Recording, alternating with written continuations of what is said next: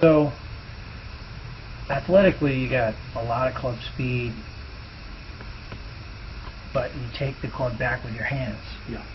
And your first movement is you use your hands and wrists in the takeaway. So, you know, what we're going to do is just clean up the takeaway a little bit. So the angle of the shaft is defined by that yellow line. When you take the club back, the way to get into that position is really to set the angles and point the butt of the club at the middle of your chest, and as you turn back, you're going to maintain where that club is looking.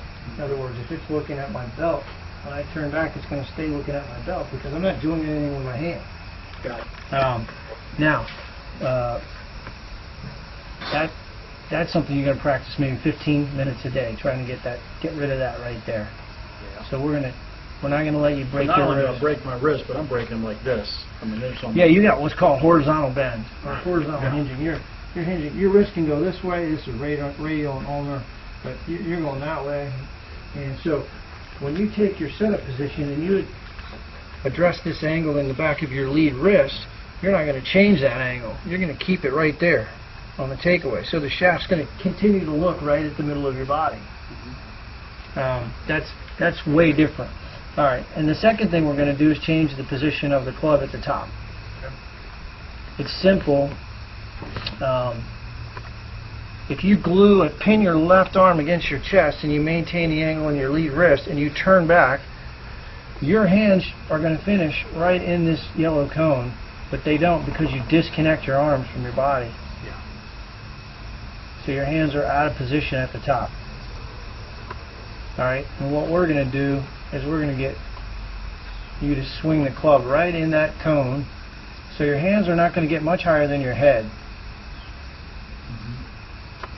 Your left arm's going to swing more across your chest. You see how your left arm's lifting? Yeah. Well, the club's so far out of position there, the only approach to the ball you can make is a steep one. So you're going to come right down on a very vertical angle to the ball. Yeah. So if we get your hands, Taylor, in a different position, if I put your hands here, your attack angle to the ball, your line of acceleration will be on a much different plane. You'll come in on a more shallow angle and you'll hit the ball much better and it'll start closer to your line. That's it. That's all we're going to do. So just by putting the club in a better position at the top, and the way you'll do that is just pin your left arm against your chest and keep it there. And when you go back, Because I'm bringing it. right, you're disconnecting your lead arm. And so that's it. I mean, we'll get your hands inside of here, and what will happen is the club will just trace right down this plane. Here it's parallel to the shaft plane, and then it's just going to run right down that line. So that will be what we're going to do. And it really, that's a fundamental pretty much of all pros, tour professionals. They don't do a whole lot of manipulating of the club with the hands, wrists, or forearms. You can see it's pretty uniform. These guys are all doing the same thing. So yeah, that's going to be a big deal. It's not going to be very hard for you, I don't think. This is Zach Johnson. You'll see he's doing the same thing. Notice how that shaft is pointed right in toward the middle of his body. So that's far different, obviously, than where you're at, but that's okay. Not for long. Now, Right, to look at the button of that shaft is facing to the right. So once you start manipulating the club with your hands, then it becomes a crapshoot as to how you're going to get that thing back online, and it really is dependent on timing, rhythm, and so what you're going to do is set up a shaft for one of these plastic dowel rods. Put one right here on your right toe at about 11 o'clock position. And then what you'll do is you'll just practice taking that club back, making sure that the angle of the shaft at parallel to the ground matches up to the angle of the shaft on the ground. And I'll show you how that feels and how to do it. basically you're just not going to do anything with your hands. You'll let your trunk rotate, and your hands are going to stay very, very quiet. And that's it. And then we'll get your hands, and we're going to do that right now in motion. Okay. We'll do some practice. My name is Jim Estes, and today I'm going to talk about a drill that I think is extremely important for the swing plane.